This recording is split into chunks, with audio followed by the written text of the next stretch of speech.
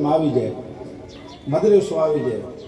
તો પૈગંબર ઇસ્લામ એ વાત નથી કરી કે ભાઈ તમે ઉર્દુ શીખવા જાઓ કે અરબી શીખવા જાઓ. પૈગંબર ઇસ્લામ એ વાત કરી કે ઇલ્મ શીખવા જાઓ. ઇલ્મ એટલે ડોક્ટરીનું ઇલ્મ છે, સાયન્સનું ઇલ્મ છે, એન્જિનિયરિંગનું ઇલ્મ છે, એના માટે. તો પૈગંબર ઇસ્લામ 1400 વર્ષ પહેલાં વાત કરી કે ચીન જાઓ.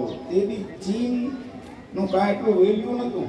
આજે ચીન પૂરી દુનિયાની માર્કેટને તોડી નાખી છે.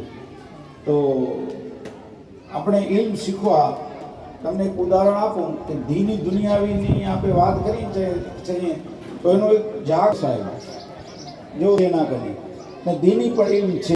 એક દિવસ એવો હતો અનુપ સાહેબ કરે ખાલી દુનિયાવી ઇલ્મ હતો, પણ એને શોખ લાગ્યો કે ભાઈ દીની ઇલ્મ પણ હું શીખું. તો એમનામાંથી આપણે શીખ લઈએ છીએ ને આપણા બાળકોને ઘણા હવે બાળકો તો એટલા સાહેબ તૈયાર થઈ ગયા છે